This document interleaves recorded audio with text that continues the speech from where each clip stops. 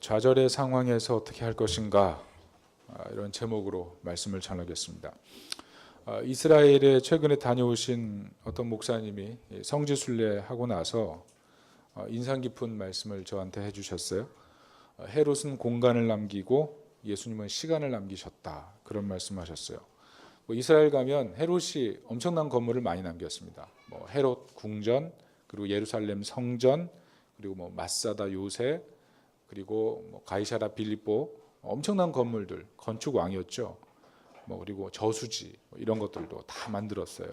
그래서 거기 가보면 헤롯이 남긴 것들을 보면서 입이 쩍쩍 벌어지는 그런 일들이 있는가 봅니다. 그런데 예수님 남긴 건 뭐냐?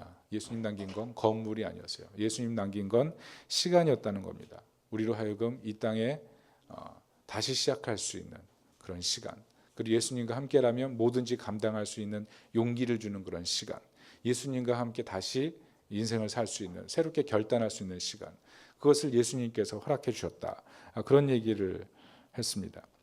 여러분, 그렇게 생각하시나요? 여러분, 지나간 시간이라는 것은 돌아오지 않죠. 그렇지만 예수님 손잡고 현재와 미래를 새롭게 살 수 있는 힘, 그게 바로 예수님께서 우리에게 주신 것입니다. 예수님께서 이 자리에 만약 여러분에게 공간이 있고 시간이 있다면 여러분 무엇을 선택하겠습니까? 어떤 것을 선택하실래요? 여러분, 우리가 인생을 살면서 우리 자녀들, 또 우리 주변의 사람들, 이 세상에 무엇을 남겨줄 것인가, 이것을 좀 생각해야 됩니다. 특별히 우리 20, 30대 많은 청년들, 공통적인 단어가 하나 있더라고요. 그게 좌절이더라고요. 좌절. 아시다시피 졸업해도 갈 곳 없죠. 스펙 쌓아도 불안하죠. 열심히 공부해도 안정된 삶이 보장되지 않는 그런 시대. 계속 미루잖아요. 결혼도 미루고, 연애도 미루고, 애기도 미루고. 좌절감이 너무 크기 때문에 그런 현상들이 나오는 거죠. 사실 그렇지만 이 좌절이 그런 청년 세대만 있는 것인가? 그렇지 않다고 생각해요. 사업하는 분들, 직장생활 하는 분들, 또 우리 초등학교 졸업하는 아이들, 그리고 청소년, 다 이 좌절을 겪고 있다고 생각합니다.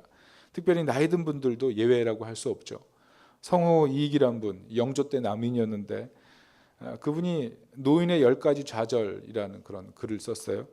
낮에는 꾸벅꾸벅 졸지만 밤에는 잠이 오지 않고, 곡할 때는 눈물이 나지 않고, 웃을 때는 눈물이 나고, 30년 전 일은 기억을 하면서 눈앞의 일들은 까먹고, 고기를 먹으면 뱃속에 고기가 없고 이 사이에 다 끼고, 이런 얘기. 그게 나이 드신 분들이 겪는 거죠. 하얀 얼굴은 검어지고 검은 머리는 휘어지고, 그런 것들. 이게 나이 든다는 거 아니겠어요? 불편한 거죠. 저도 예전에 이쑤시개, 치간 칫솔 이런 거 보면 웃었거든요. 근데 며칠 전에 누가 치간 칫솔을 줬어요. 굉장히 감사하더라고요. 나이가 들었다는 거죠.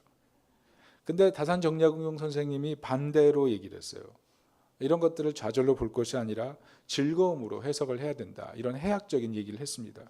그래서 나이가 들 때 대머리가 되면 빛이 필요하지 않은 것이고, 이가 없으면 치통이 없는 것이고, 눈이 어두우면 공부를 안 해도 되는 것이니 좋고, 귀가 안 들리면 세상 시비에서 멀어지니 좋고, 그리고 북 가는 대로 글을 쓰니 손볼 필요가 없고, 그리고 하수들과 바둑을 두니 마음에 여유가 있어 즐겁다, 이런 내용. 생각이 달라지는 거죠. 생각의 차이가 결국 자신의 행불행에 대해서 다시 한번 바라보게 만든다는 것입니다.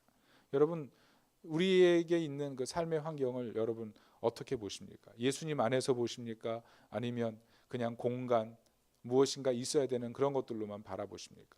만약 우리에게 주어진 여러 가지 환경과 상황을 예수님 안에서 지혜롭게 해석하는 그런 눈이 없다면 우린 평생 좌절 가지고만 살아야 될 것입니다. 특별히 오늘 본문은 좌절에 대한 얘기를 하고 있습니다. 본문은 스데반의 순교 이후에 교회에 닥친 엄청난 핍박, 아마 초기 기독교인들이 엄청나게 좌절했을 것입니다. 이런 본문의 상황 속에서 예수 안에서 시간을 보내는 사람들이 어떻게 그 좌절을 극복했는지를 보면서 우리에게 닥친 오늘날의 이 좌절의 문제를 어떻게 해결해야 될지를 살펴보는 그런 시간을 가졌으면 좋겠습니다. 첫째는 깨지는 것보다 열매 맺는 것을 보라는 것이죠. 57절을 보십시오. 57절을 보시면 다 같이 한번 읽어볼까요? 시작. 그들이 큰 소리를 지르며 귀를 막고 일제히 그에게 달려들어. 스데반을 성 밖으로 내치고 돌로 치는 장면이에요. 스데반이 죽고 말았어요. 의아하죠? 당신은 로마 지배 아래에 있는데 사람 죽이는 것이 쉬운 일이 아닌데 어떻게 이렇게 쉽게 결정했나? 이런 의문을 가질 수가 있어요. FF 브루스라는 사람은 그런 얘기를 했어요. 로마 행정부 안에서 침묵하는 범죄가 있었는데 그게 바로 성전 모독죄다. 예외적인 양보를 통해서 유대 당국이 독자적인 사형 집행을 할 수 있도록 허락해 줬다. 그런 얘기를 하더라고요. 미시나에 보면 그런 얘기가 있습니다. 이렇게 돌로 쳐 죽일 때 일단 한 10규빗, 그러니까 4.5m 정도예요. 4.5m 정도의 사람을 세우고 그 정도 거리에서 자백하게 만드는 겁니다. 자백하게. 내가 무슨 죄를 졌습니다. 자백하게 만들어요. 그리고 4규빗 정도 거리에서 옷을 벗깁니다. 4규빗이면 1.8m 정도 되거든요. 그 정도 거리에서 옷을 벗기고 그리고 피고의 키보다 한 2배 정도의 높이에서 돌을 던집니다. 그러니까 구덩이 같은 게 있다면 구덩이에 넣고 한 2배 정도 높이에서 돌을 던지는 거죠. 한 사람이 뒤에서 밀면서 머리를 앞으로 숙이게 하고 또 한 사람이 돌을 들어서 던지는 거예요. 딱 한 번에 죽입니다. 머리에다 엄청나게 큰 돌을 던지는 거야. 최초의 사람이. 그래서 안 죽으면 뒤집고 심장을 향해서 다시 한번 던지는 거예요. 정확히 2번. 머리, 그 다음에 심장. 그래도 안 죽으면 거기는 모든 모여있는 사람이 모두 다 돌을 던지는 걸로 해서 이 투석형을 마치는 거죠. 그게 돌로 쳐 죽이는 모습이었어요. 생각해 보세요. 얼마나 끔찍한 일이에요. 상상만 해도 무서운 일이죠. 스데반이 그렇게 죽었습니다.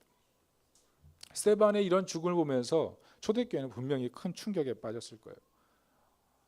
아는 사람들 아니겠어요? 같이 성전에서 예배드리던 사람들 아니겠어요? 그런데 돌로 치고 매로 처음에는 경고만 했죠. 그리고 매로 때리고 그러나 결국은 돌로 치는 모습까지 이렇게.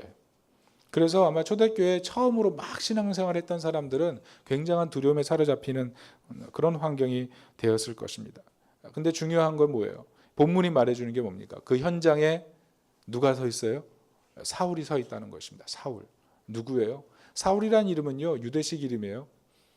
베냐민 지파에서 가장 위대한 인물이 누구냐면 사울이거든요. 근데 그 사울의 이름을 따랐다는 것은 위대한 인물이 되라는 뜻이죠. 근데 이 사울이 헬라식 이름으로는 파울로스입니다. 파울로스. 그러니까 바울이 되는 거죠. 스데반을 죽인 데 가담하고 큰 박해를 일으키고 앞장섰던 장본인. 근데 그 사람을 하나님께서 그 순교 현장에서 대반전을 일으키셔서 복음화를 시키는 장인으로 하나님이 세우신다는 것이죠. 그래서 어떻게 보면 우리의 인생 속에 일어난 많은 좌절 속에는 하나님의 새로운 계획이 있다는 거예요. 우리가 깨지는 상황, 부담되는 상황, 어려운 상황, 이런 것들이 우리가 볼 때는 불편하지만 그러나 요한복음 12장 24절 말씀처럼 하나님 미리 땅에 떨어져 죽지 아니하면 그대로 있고 죽으면 많은 열매를 맺는 것처럼 깨질 때 열매가 나타나는 거죠. 깨지는 곳, 그게 열매가 있는 곳이에요. 여러분, 요리라는 게 뭐라고 생각하십니까? 요리라는 것은요, 만드는 정성이 있고 먹는 정성이 있는 거예요. 만드는 정성과 먹는 정성이 같이 있는 거죠. 그런데 만드는 정성과 먹는 정성 사이에 있는 게 뭡니까? 재료가 깨지는 거예요. 재료가 깨짐이 있어야 돼요. 제가 어떤 요리 프로를 봤습니다.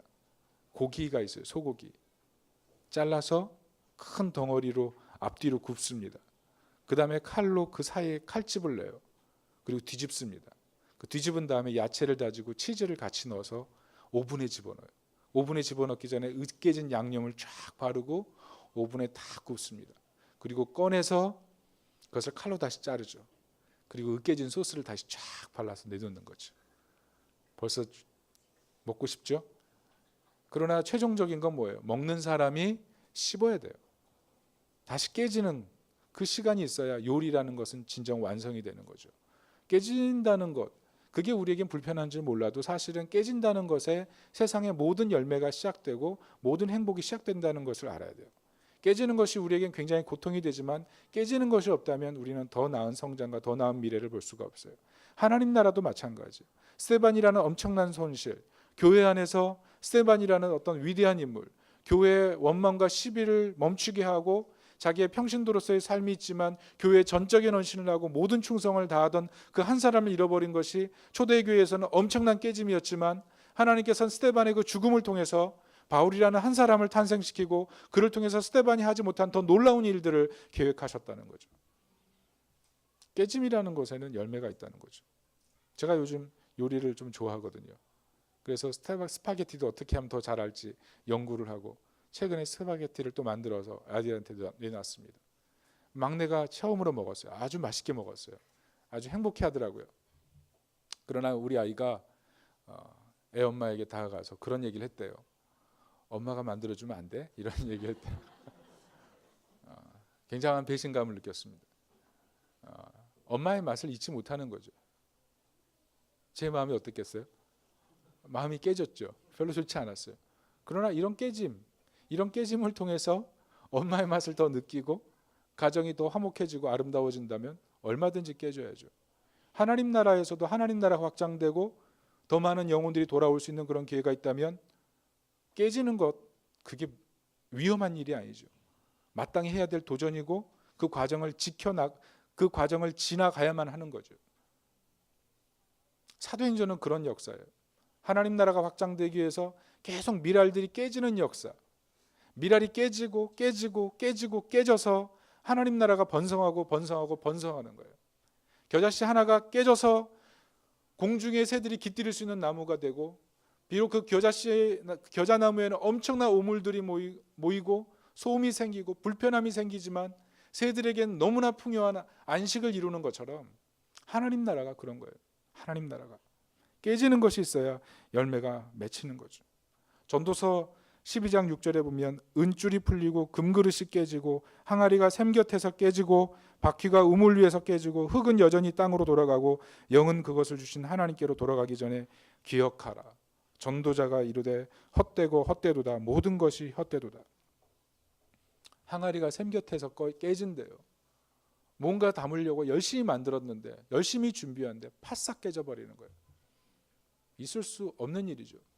근데 그런 것을 보면서 인생이 참 헛되고 우리 인생의 진정한 물을 길어 오를 수 있는 그분이 하나님이시라는 사실, 우리 인생이 깨어질 때 더 풍성한 것으로 채우시고 더 풍성한 열매를 주실 수 있는 진정한 힘의 근원이 누구인지를 전도서가 얘기하는 거예요. 참 인생이 헛되다. 헛된 인생, 그 깨짐 속에서 하나님 정말 우리에게 무엇을 원하는지 그것을 발견해야 된다는 거예요. 그래서 하나님의 크심을 인정하고 우리 삶 속에 깨어짐, 좌절, 그 상황 속에서 실망하지 말라는 거예요. 실망하지 말고 하나님이 하실 일을 기대하라는 거죠.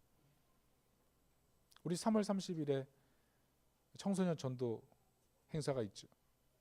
전도라는 게 힘들어요. 자존심이 깨지고 시간도 소비돼야 되고 또 물질도 소비돼야 되고 거절감, 그런 심리적인 압박감도 우리가 경험해야 되죠.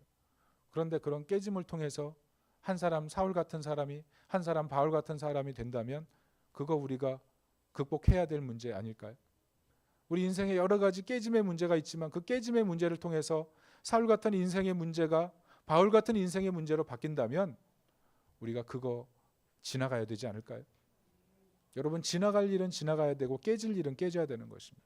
그러나 그 깨짐 속에 하나님 나라가 있다면 우리가 그곳에서 하나님 하실 일을 더 기대하고 소망과 믿음으로 가는 것입니다. 여러분, 깨질 때 열매가 있습니다. 깨짐을 통해서 열매가 있다는 사실을 기억하고 어떤 상황 속에서도 실망하지 않기를 예수님의 이름으로 축복합니다. 두 번째는 혼란스러울수록 예수님의 시선을 주목하라는 것이죠. 여러분, 세 가지 혼란스러운 상황이 있습니다. 스데반을 둘러선 사람들이 설교를 듣다가 광도로 변해서 사람을 죽이고 있습니다. 두 번째는 사도행전 5장에 보면 분명히 가말리엘이라는 사람이 대학자죠. 이것이 하나님의 능력으로 나타난 일이면 건들면 안 된다고 얘기해서 모두 다 잠잠하게 됐죠. 그런데 그 대학자 가말리엘의 수석 제자인 사도 바울, 사울이죠. 사울은 지금 뭐 하고 있어요? 스데반을 죽이는데 가장 앞장서고 있는 모습이 있죠. 혼란스럽죠. 그리고 세 번째는 무엇입니까? 대핍박이 일어났는데 누구까지 잡아가요? 여자들까지 싹 다 잡아가요. 여자들을 잡아간다는 건 뭐냐면 가정의 붕괴를 얘기하거든요. 자녀들이 누구를 따라가요? 어떻게 먹어요? 남편은 어떻게 먹어요? 남녀, 가정에서 있는 모든 사람들을 다 싹 다 긁어갔어요. 완전히 대혼란인 상황이 예루살렘 공동체 안에 일어났다는 거죠. 어디에도 위로가 없어요. 어디에도. 괴테가 그런 말 했죠. 목표가 분명해지면 장애물이 강해진다. 여러분, 우리 인생에 이런 어려움이 있을 때 이런 위로의 말들이 있으면 소망이 생기죠. 그러나 성경을 보면 전혀 위로의 말이 없는 것처럼 보여요. 이미 말씀드렸지만, 그리고 이 스데반을 죽인 사람들, 그리고 사람들을 핍박하고 사람들을 잡아들이는 사람들이 그냥 낯선 사람들이 아니고 낯익은 사람들일 가능성이 굉장히 크다는 거예요. 예루살렘 공동체 안에서 같이 예배드리던 사람이었다는 거죠. 시편 42편 4절을 보면 내가 전에 성의를 지키는 무리와 동행하여 기쁨과 감사의 소리를 내며 그들을 하나님의 집으로 인도하였더니 이제 이 일을 기억하고 내 마음이 상하는도다. 내 뼈를 찌르는 칼같이 내 대적들이 나를 괴롭히는도다. 내 뼈를 찌르는 칼. 그게 누구예요? 같이 성전에서 예배드리던 그들이 이제는 대적이 돼서 나를 괴롭힌다는 거죠. 이런 고난을, 이런 좌절을 시편 기자가 어떻게 극복하고 있습니까? 1절에 나와요. 하나님이여 사슴이 시냇물을 찾기에 갈급한 같이 내 영혼이 주를 찾기에 갈급하나이다. 사막에서 느끼는 그 갈증, 그런 갈망을 가지고 물을 찾는 것처럼 하나님을 찾고 하나님의 힘으로 위기를 극복하고 넘어갔다는 거죠. 그래서 12절 이렇게 고백해요. 내 영혼아 어찌하여 낙심하고 어찌하여 내 속에서 불안하는가. 너는 하나님께 소망을 두라. 그가 나타나 도우심으로 말미암아 내 하나님을 여전히 찬송하리로다. 사막에서 느끼는 그 갈증, 그런 목마름의 갈증을 가지고 하나님을 찾는다면 하나님께서 위로해 주시고 다시 일으켜 주신다는 거죠. 여러분, 오늘 초대교회가 보여주는 엄청난 장애물이 있어요. 전혀 위로가 되지 않고 마음을 더 낙심시키고 마음을 더 불안하게 하고 그 시대 사람들에게 굉장히 익숙했던 한 사람. 그러나 기독교회에서는 굉장히 큰 장애물. 그게 바로 본문의 사울이에요. 사울이 본문에 서 있습니다. 스데반이 죽는 자리에 서 있습니다. 여러분, 이 사울을 보면서 여러분 누가 연상이 됩니까? 누가 연상이 돼요? 누가복음이 연상이 되죠. 누가복음에 보면 누가복음 15장에 잃어버린 게 셋이 나오죠. 뭐가 나요? 달란트 잃어버리고 잃은 양, 드라크마, 그리고 잃은 아들이 나오죠. 그 잃은 아들을 향해서 아버지가 잔치를 했을 때 마지막에 그 잔치에 들어가지 않고 끝까지 서 있던 사람이 누구예요? 형이었어요. 형. 그런데 이 사도행전에서 그 형을 다시 바라보게 되는 거예요. 하나님의 그 천국 잔치에서 천국 잔치를 보지 못하고 자기에 사로잡혀서 분노에 차 있는 그 형의 모습, 그게 바로 오늘 바울의 모습인 거예요. 탕자를 보면서 내가 더 의롭고 내가 더 옳았고 내가 더 하나님 앞에 온전하다고 생각하는 그 자기에 똘똘 뭉쳐있는 그 사울의 모습, 그게 바로 형의 모습인 거예요. 형의 모습. 엄청난 적대감을 가지고. 그런데 누가복음 15장 얘기가 뭐예요?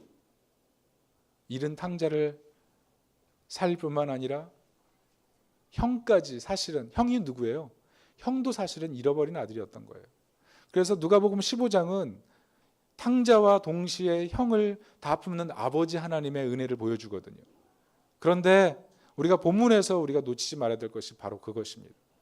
사울이 어떻게 보면 기독교의 엄청난 장애물이고 낯익은 인물로서 모든 사람에게 고통을 주는 그런 사람이었지만 하나님의 눈이 사울에게 있었다는 거예요. 하나님이 사울을 통해서 하나님의 일들을 하기를 원하셨다는 거예요.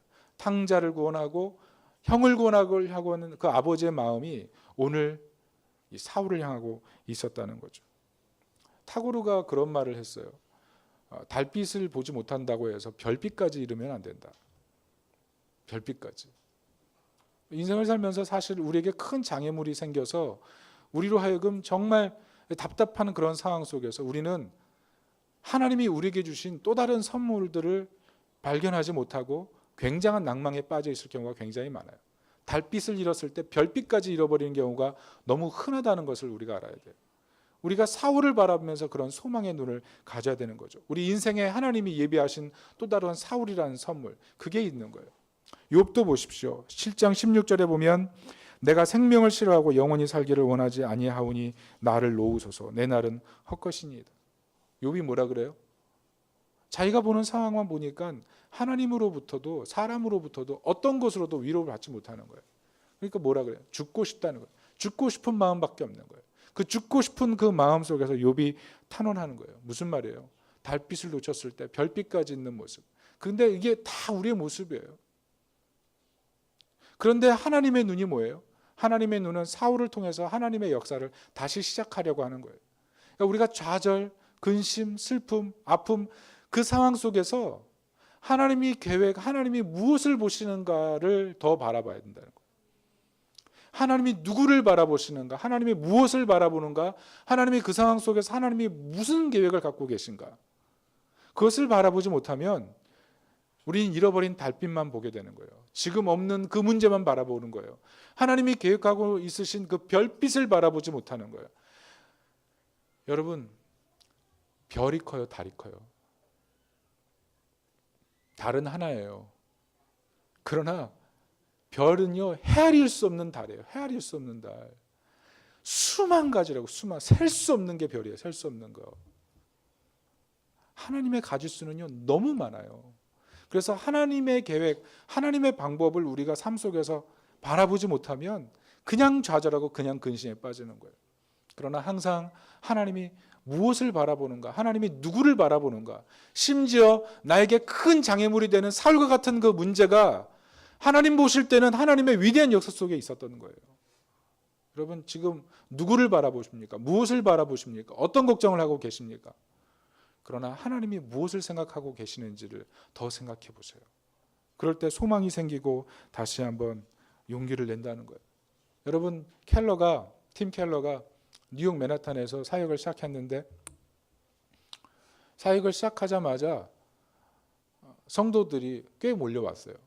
그런데 30% 기신자, 30% 낙심자, 30%는 불신자인데 대부분 게이들이 왔대요. 동성애자들이 온 거예요.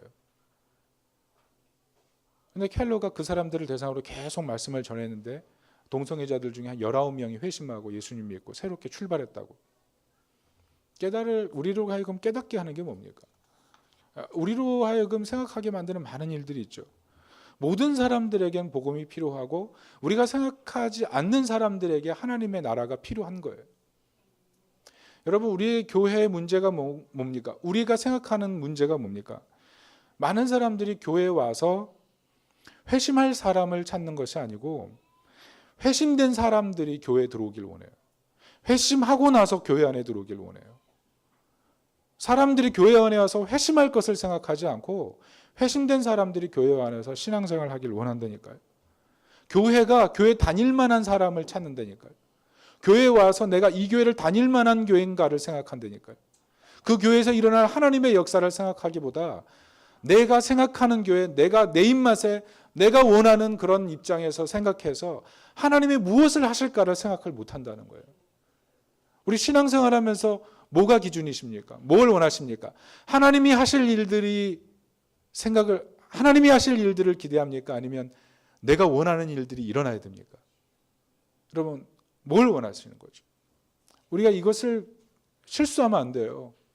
하나님이 무엇을 원하시는가가 더 중요한 문제예요. 내 인생에 무엇이 일어나는 것도 중요하지만 하나님이 무엇을 원하시는가에 집중하지 못하면 우리는 우리 욕심대로 살게 돼 있어요. 예수님 믿으면서 내가 원하는 기준대로 산다니까요. 교회에 와서 내가 원하는 기준에 맞는 사람하고만 교제하길 원한다니까요. 얼마나 위험한 거예요. 우리는 교회에 왔지만 예수님 믿지만 살아있는 신앙을 하고 있는 게 아니고 종교예요. 세상에 있는 기준을 똑같이 교회 와서 찾으면서 교회 안에서 좀 더 나은 삶을 원하는 거예요. 위로받기만을 원하는 거예요. 잘못된 거죠. 교회 안에 어떤 사람이 있어야 돼요? 상처 있는 사람 교회에 있어야 돼요. 아픈 사람 교회에 있어야 돼요. 교회 다니기 힘든 사람들이 있어야 돼요. 위로가 필요한 사람들이 있어야 돼요. 물론 위로가 필요 없는 사람도 있어야 되고 상처 없는 사람도 있어야 되고 학식 있는 사람, 학식 없는 사람, 가난한 사람, 부유한 사람, 건강한 사람, 건강하지 않은 사람, 자식이 공부 잘하는 사람, 자식이 공부 못하는 사람, 다양한 사람들 다 오는 게 교회 아니겠어요? 내가 원하는 그 입장에서만 바라본다면 여러분 우리 인생에 좌절이라는 문제가 탁 닥쳤을 때 해석 못해요. 그러면 하나님의 계획을 보지 못하면 찬양한 것처럼 크신 계획 알 수가 없지만 하나님의 계획이 있는 거예요. 어떤 상황 속에서도 절망하지 말고 하나님의 은혜를 사모하면서 나아가는 주님의 백성 되시기를 예수님의 이름으로 축원합니다.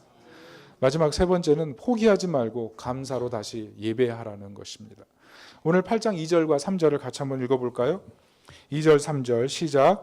경건한 사람들이 스데반을 장사하고 위하여 크게 울더라. 사울이 교회를 잔멸할새 각 집에 들어가 남녀를 끌어다가 옥에 넘기니라. 여러분 2절 3절 이 사이에 간격이 있습니다. 이 사이에 행간에 숨긴 메시지가 있습니다. 그게 뭘까요? 큰 박해가 있어요. 큰 울음이 있어요. 교회는 엄청난 잔멸의 위기에 처해 있습니다. 그런데 뭐예요? 초대교회 성도들이요, 집집마다 모여서 예배하고요, 집집마다 모여서 교제하고요, 신앙 지키고 있어요. 그래서 3절에 그 사람들까지 끌려가는 모습이 나오는 거예요. 어떤 얘기를 하는 거죠? 어떤 어려움이 있어도 포기하지 말고 예배하라는 거죠. 그 얘기를 우리에게 해주고 있어요. 제가 몇 번을 반복하지만 로마의 황제와 그 귀족, 그리스도인 귀족 간의 그 대화, 유명한 대화, 여러분 기억하셨으면 좋겠어요. 황제가 그렇게 얘기하죠. 너 예수 믿을 거야? 네 재산 다 뺏을게. 황제시여, 제 재산은 다 제 것이 아닙니다. 저는 청지기일 뿐입니다. 하나님 맡긴 것일 뿐입니다. 그래? 그렇다면 너를 이 나라에서 완전히 추방하고 너의 모든 권리를 박탈하겠다. 황제시여, 저는 원래 세상의 나그네일 뿐입니다. 그래, 그러면 내 생명까지 내가 뺏겠다. 황제시여, 제 생명은 하늘 나라에 있습니다. 저는 하나님의 것입니다. 여러분 이런 생각, 이런 마음 여러분 갖고 계십니까? 내 소유, 내 것이 아니고 청직이고, 그리고 내가 누리고 있는 모든 것들을 다 잃어버려도 나그네로서 만족하고 살아갈 수 있겠어요? 내 생명을 뺏긴다 해도 하나님 나라에 있기 때문에 전혀 불안하지 않는 그런 마음 갖고 계십니까? 우리가 그런 마음 갖고 사는 게 예수 믿는 사람이에요. 왜? 최후 승리가 하나님 안에 있기 때문에. 이김을 주시는 분이 하나님이시기 때문에. 여러분 최후에 승리하는 거예요. 여러분 정말 떵떵거리고 살다가 마지막에 대실패로 끝나면 그 성공인가요? 정말 고난과 좌절과 고통을 다 경험했어요. 근데 마지막에 승리했어요. 그러면 그게 실패인가요? 뭐가 승리예요? 뭐가 정말 승리라고 생각하세요? 여러분 근데 우리 인생이 길어요, 짧아요? 짧아요. 생각보다 빨리 지나갈 겁니다. 여러분 20대 저는 좀 길었던 것 같아요. 30대 반으로 주는 것 같고 40대 그 반으로 주는 것 같아요. 시편 말씀이 맞아요. 화살같이. 여러분 인생 길지 않아요. 아주 짧고요. 우리가 누릴 영원한 세계는 정말 영원인 거예요. 이 짧은 세상 사는 동안에 좌절할 일 많이 있지만 그게 짧다니까요. 우리가 누릴 저 하나님 나라에서 영복은 영원한 거예요. 영원한 거. 우리가 그것을 기억하고 하나님 안에서 승리, 그것이 진정한 승리라는 것을 기억해야 된다는 거예요. 여러분 램프를 만들어낸 것은 어둠이었고, 나침판을 만들어낸 것은 안개였고, 탐험을 하게 한 것은 배고픔이었다. 일의 진정한 가치를 깨닫기 위해서는 의기소침한 날들이 필요했다. 빅토르 휴거가 그런 말을 했어요. 어둠, 안개, 배고픔, 의기소침 이런 것들 우리에게 참 필요 없는 거죠. 그런데 그것이 우리로 하여금 램프를 만들게 하고 나침판을 만들게 하고 탐험하게 하고 진정한 가치가 무엇인지를 깨닫게 했다는 거죠. 여러분 우리에게 다가오는 많은 고난들이 사실은 재해석돼서 하나님 안에서 하나님이 진정한 승리를 주실 것을 믿고 소망 가운데 믿음으로 나가야 된다는 것입니다. 왜? 램프보다 더 밝은 빛이 되신 주님, 나침반보다 더 정확하신 분이 주님, 탐험보다 더 큰 행복을 주는 분이 바로 우리 예수님이기 때문에. 그래서 믿으십니까? 그래서 감사하는 거예요. 매 순간 여러분 감사해야 돼요. 감사로 예배하는 거예요. 포기할 수밖에 없는 상황인데 초대교회 성도들이 모여서 그곳에서 다시 예배드리는 것. 분명히 핍박과 환란이 있는데 그 가운데서 다시 모여서 예배드리고 찬양하고 기도하고 하나님이 진정한 승리 주실 것을 믿기 때문에. 그래서 힘든 상황 속에서 다시 감사하고 다시 예배드리는 거예요. 제가 아는 어떤 인천에 사는 목사님이 계신데요.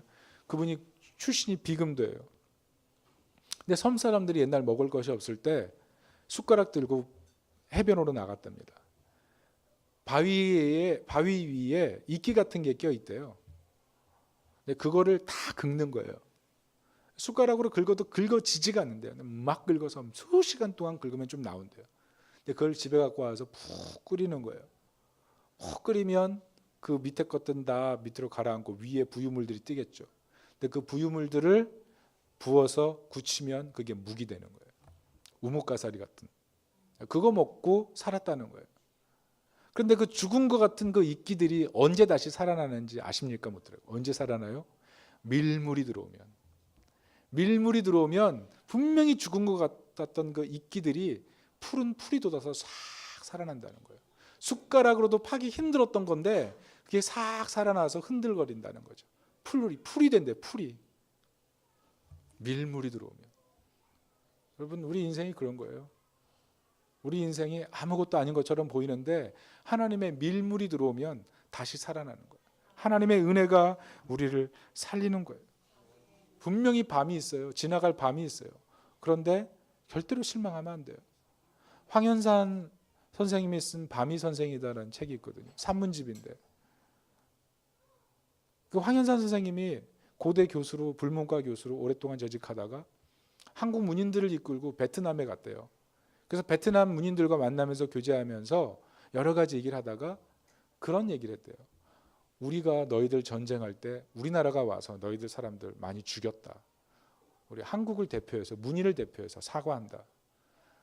그때 베트남 사람들이 어떤 표정이었는지 얘기해 주더라고요. 어떤 표정이었을까요? 사과는 받아들이지만 별로 신경을 쓰지 않더래요. 그래서 왜 이 사람들이 그럴까 곰곰이 생각하고 집에 돌아왔는데 생각해 보니까 이 사람들은 전쟁에 지지 않은 거예요. 전쟁에 진 게 아니에요. 전쟁에 지지 않았기 때문에 사과는 받아들이지만 그것에 대해서 떳떳한 거예요. 우린 이겼기 때문에. 우린 이겼다는 거예요. 여러분, 우리가 이것을 기억해야 돼요. 우리 인생에 좌절의 문제가 있어요. 분명히 슬픔의 문제가 있어요. 해결되지 않는 고난의 문제가 있어요. 정말 문제가 있습니다. 그런데 우리는 어떤 존재예요? 승리하신 하나님의 은혜 안에 사는 사람들이에요. 승리하셨어요, 하나님이. 그 승리하신 하나님 안에서 우리가 이 땅을 살아가고 있는 거예요. 우리는 어떤 사람들이요? 승리한 사람들의, 승리하신 하나님의 자녀인 거예요. 그러니까 어떤 패배, 어떤 좌절이 있더라도 내가 승리한 하나님의 자녀이기 때문에 담대한 거예요. 그래서 입술로 감사하는 거예요. 감사하고 어떤 상황 속에서도 승리를 주시는 그 하나님이 계시기 때문에 그분을 향해 예배하는 거예요. 예배하는 거예요. 여러분, 감사 많이 하십시오. 특별히 삶이 힘든 일이 많잖아요. 말이 입안에 있을 때는 내가 제어할 수 있지만 말이 입 밖에 나오면 내가 제어할 수 없어요. 말대로 돼요. 불평하고 원망한 대로 살아요. 그 말에 지배당해서 더 불편해지고 더 고통스러워진다고요. 말에 지배당하는 거예요. 감사하세요. 감사로 다시 예배하세요. 하나님 승리자시잖아요. 하나님 우리 모든 것 채우시잖아요. 우리 모든 것 알고 계시잖아요. 사울을 바울로 바꾸시는 분이잖아요. 우리가 고민하는 그 문제보다 더 큰 계획을 가지고 하나님이 이끌어 가시는 그런 하나님이시잖아요. 그렇다면 좌절을 하지 말고 다시 하나님 바라보고 소망으로 예배하는 그런 하나님 백성이 되시길 바랍니다. 여러분, 깨졌죠? 마음 깨져서 오늘 오신 분들이 있을 거예요. 그러나 하나님 다시 시작하십니다. 내가 생각하는 문제보다 하나님의 더 큰 계획이 있어요. 잃어버린 달빛 보지 말고 하나님이 주신 별빛이 있습니다. 별빛을 바라보세요. 여러분, 우리 인생에 좌절이 많죠. 그러나 하나님 승리하셨습니다. 우리가 그 승리 안에 있는 거예요. 그래서 어떤 상황 속에서도 다시 감사하고 다시 예배하는 거예요. 다시 감사하고 다시 예배하는 거예요. 그런 하나님 사람 되시기를 예수님의 이름으로 축복합니다. 우리 옆 사람들 인사할까요? 다시 감사하고 다시 예배합시다.